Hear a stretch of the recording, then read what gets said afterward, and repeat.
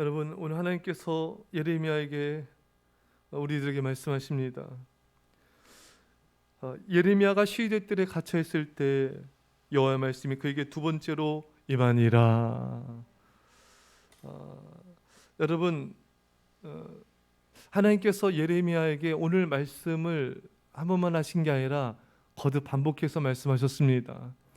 우리가 지난 시간 살펴봤듯이 지금 예레미야는 하나님의 말씀을 전하다가 시대 뜰에 갇혔습니다. 백성들은 예레미야의 말을 듣지 않고 오히려 핍박하고 예레미야를 가둬버렸죠. 또 이제 앞으로 이제 이스라엘은 정말 바벨론에게 멸망당하는 그런 풍정등화의 상황에 놓여 있었습니다. 자, 예레미야의 마음이 너무나 괴롭고 너무나 답답했죠. 나라가 이제 멸망하게 되는데 백성들이 회개를 해야 되는데 회개하지 않고 오히려 이렇게 자신을 가두고 핍박하니 너무나 괴롭고 답답하고 또 이 나라가 이제 앞으로 망한다는 그 메시지를 하나님께 들었기 때문에 예레미야의 마음은 너무나 슬펐습니다. 자, 그래서 이런 예레미야 마음을 하나님께서 아시고 예레미야를 위로해 주셨습니다. 어제 우리 읽은 대로 이스라엘 백성들이 포로에서 돌아오게 될 것이다. 이 예루살렘 성읍에 감사의 찬양이 넘쳐날 것이다. 이렇게 예레미야의 마음을 위로해 주셨어요. 말씀을 통해서 위로해 주셨습니다. 주의 말씀은 곤란 중에 나의 위로라. 주의 말씀이 나를 살리셨음이니이다. 여러분, 우리 하나님의 말씀을 통해 진정 위로를 받을 수 있습니다. 때로는 세상에 그 어떤 것들도 사람의 어떤 말도 위로가 안 될 때가 있어요. 우리는 주님의 음성에 귀를 기울여야 됩니다. 세미하게 들려오는 그 음성이 우리를 감동케 해요. 우리를 전율케 합니다. 그 위로의 말씀이 우리를 정말 가슴 벅차게 하는 것입니다. 여러분, 하나님은 당신의 백성들을 격려하시기 위해 한 번뿐 아니라 두 번씩 말씀하시며 격려하십니다. 우리가 누군가를 격려함에 있어서 한 번만이 아니라 계속해서 격려하는 것이 필요합니다. 이런 것 같아요. 이런 글이 있어요. 나는 진심 어린 칭찬이면은 2달을 살 수 있다.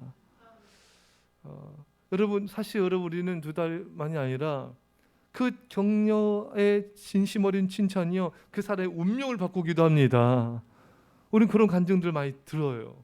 그때 누군가가 나에게 해줬던 그 격려의 말이 정말 내 인생을 변화시켰습니다. 여러분, 제네럴 일렉트릭사의 회장 잭 일치의 그 우리 일화를 우리가 알죠. 잭 일치가 어렸을 때는 학교에서 계속 놀림받아서 말이 이렇게 좀 어눌하고 약간 이렇게 느리고 해서 맨날 이렇게 놀림을 당하는 거예요. 그날도 일치가 이제 일치가 놀린다고 집에 오니까 너무 이렇게 기운이 없고 의기소침해하니까 어머니가 일치에게 그런 말을 했어요. 너는 말이 느린 게 아니라 생각의 속도가 너무 빨라서 말이 못 따라가는 거야. 할렐루야. 그 나중에 제 일치가 지사의 회장이 됐을 때 이런 말을 했다고 합니다. 저를 오늘 이 자리에 오게 한 것은 그때 어머니의 그 격려 때문입니다. 모두가 자기를 놀렸지만 어머니는 잘 믿어주고 격려해 준 거예요. 넌 생각의 속도가 너무 빨라서 그래. 여러분, 사람은 이렇게 비판하기보다는 정말 나를 정말 알아주는 누군가의 그 격려가 우리 인생을 변화시킨 것을 더 큰 영향력을 끼친 걸 보게 됩니다. 그래서 여러분, 계속적으로 우리가 밥을 하루에 몇 개씩 먹듯이 우리는 계속적인 사랑을 또 필요로 하고요, 또 계속적인 격려가 필요합니다. 밥 먹듯이 우리가 격려할 필요가 있고 또 격려를 받아야 돼요. 우리 안에는 어떤 게 있냐면은 내가 몇 번 격려했는데, 몇 번 내가 칭찬했는데, 몇 번 내가 위하는 말을 해줬는데, 근데 이렇게 왜 이렇게 새로워지지 않을까? 근데 여러분, 우리의 오판입니다. 여러분, 밥을 먹듯이 매일매일 우리가 서로를 향한 격려가 필요합니다. 자녀들에게도 마찬가지예요. 한두 번 해줘서는 안 돼요.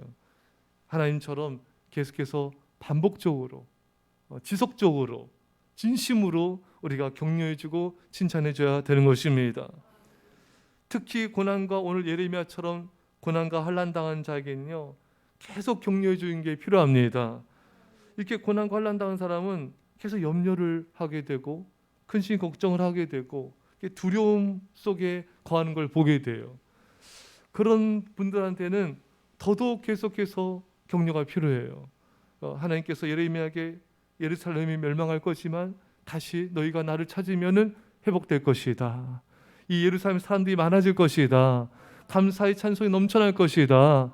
내가 전 열방으로 하여금 너희를 복되게 할 것이다. 한마디 말이 아니라 여러 가지 말들로 여러 가지 측면으로 하나님께서 예레미야를 이스라엘 백성들을 위로하시고 격려하시고 축복하신 걸 보게 됩니다. 그래서 우리도요 여러 측면으로 격려를 해줘야 돼요. 여러 가지 말들로 격려해 줘야 됩니다. 근데 참 우리가 참 잘못된 생각을 할 때가 많이 있는 게 이 잘못에 대해서 계속 내가 지적을 하면 네 자녀가 변화될 것이다. 내가 뭐라고 하면은 얘가 고치겠지. 물론 따끔한 또 야단도 필요하고 충고도 필요하고 질책도 필요합니다. 하지만 사람은 더더욱 많은 격려가 필요하거든요. 그거를 전문가들은 한 7대3 칭찬 격려 7, 또 이제 때로는 훈육, 또 이렇게 책망한 것도 2, 3, 8대2, 7대3 정도가 이렇게 격려와 칭찬을 많이 해줘야 된다. 근데 많은 경우 부모님들이 이렇게 반대가 많잖아요. 책망하고 질책하고 이런 것은 한 7, 8, 격려 칭찬은 2, 3, 거꾸로 할 때가 많이 있습니다. 근데 그걸 이렇게 우리 반대로 해야 돼요.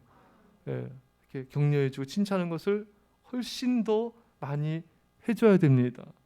그래야지 사람은 더욱더 힘을 얻고 삶이 변화될 줄 믿습니다. 사실 예수님께서도 베드로가 얼마나 잘못했어요. 예수님 배반하고 예수님 부인이라고 도망가고 사실 예수님 만났을 때 3번이나 베드로에게 같은 말을 반복하시잖아요. 네가 나를 사랑하느냐, 이 사람들보다 나를 더 사랑하느냐. 사실 그 정도 잘못했으면은 웬만한 사람은 다 이렇게 책망하고 뭐라 하고 네가 이럴 수 있느냐 뭐 다 이랬을 거예요.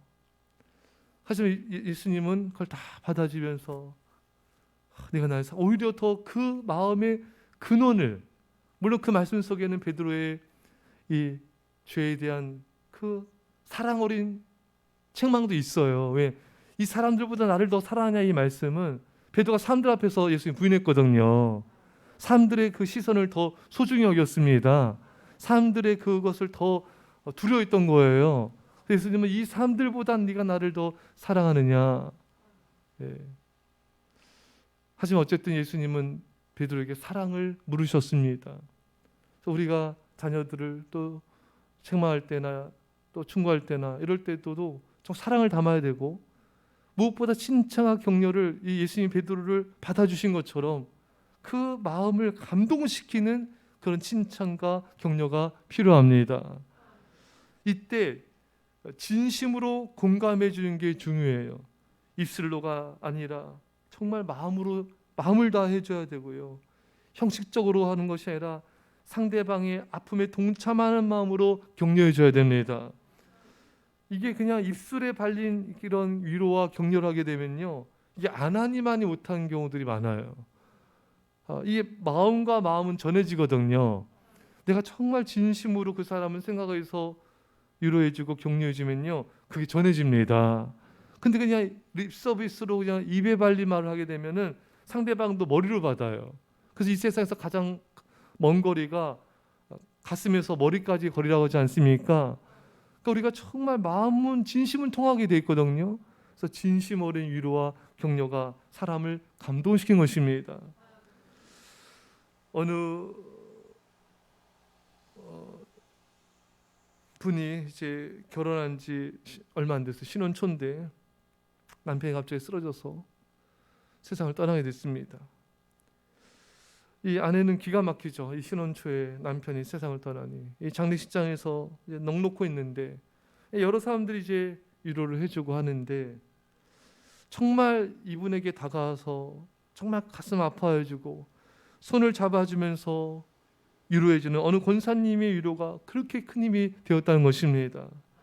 그러니까 진심으로 이렇게 아파해주는, 또 진심으로 격려해주고 위로해주는 그것이 우리에게 필요한 것입니다. 사랑 여러분, 사람은요, 아이들도 얼마나 위로와 격려가 필요한지 몰라요. 애들도 뭐 학원에서든 학교에서든 굉장한 이런 스트레스와 또 이런 염려와 두려움이 그 안에 있거든요.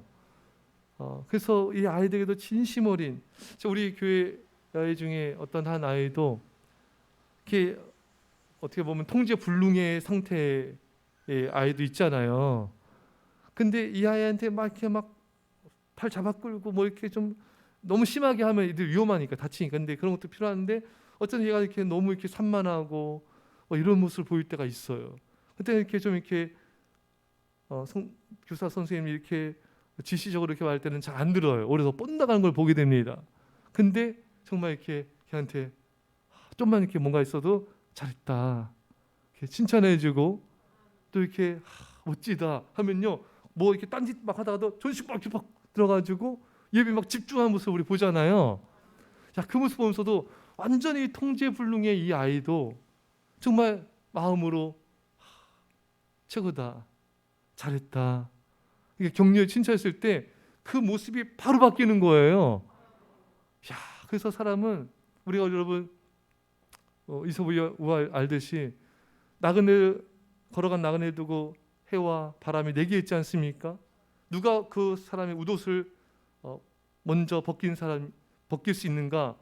바람이 아무리 세게 불어도 더 꽁꽁 옷을 여몄지만 햇님이 따뜻한 빛을 내리치니까 그 웃옷을 벗었습니다. 따뜻한 격려, 진심 어린 위로가 그 사람을 진정 변화시키고 그 사람의 마음을 움직이게 될 것입니다. 우리 모두가 그게 필요합니다. 진심 어린 위로와 격려. 어린아이도 또 남편도 아내도 우리 주변 성도님들, 이웃들도 진심 어린 위로가 필요해요. 오늘 하나님처럼 두 번째 말씀하시니라 거듭거듭 하나님은 예레미야를 위로해 주셨습니다. 예레미야를 격려해 주셨습니다. 너희 죄로 심판받아 멸망하지만 다시 회복될 것이다. 찬송 소리가 울려 퍼질 것이다. 예루살렘 사람들이 많아질 것이다. 열방이 너를 보고 복되다, 하나님께 복받은 자라 말할 것이다. 이 여러 가지 말들로 거듭거듭 반복해서 예레미야를 위로하신 그 하나님을 본받아 우리도 오늘 집에 가셔서 우리 자녀들, 또 남편과 아내, 또 내가 만나는 직장 동료들, 또 성도님들을 진심으로 격려하고 위로하고 믿음으로 세워줄 수 있기를 간절히 축원합니다. 기도하겠습니다. 사랑의 아버지 하나님, 지금 절망과 낙심 속에 있는 이 예레미야에게 하나님 찾아오셔서 그 마음을 위로하여 주시고 희망을 주시고 격려해 주시니 감사합니다. 거듭거듭 두 번째 말씀하시니 더욱 감사합니다. 주여, 우리는 칭찬과 격려보다 때로는 자녀들과 가족과 성도들과 이웃에게 지적하고 또 질책할 때가 많았음을 이 시간 회개하오니 주, 우리가 더 많이 격려하고 칭찬하게 하여 주셔서 사랑으로 진심 어린 애정을 담아 정말 우리가 격려해 줌을 통하여 그 영혼이 살아나게 하여 주시고 더 변화되게 하여 주시고 사랑으로 하나 되게 하여 주옵소서. 감사드리며 예수님의 이름으로 기도합나이다. 아멘.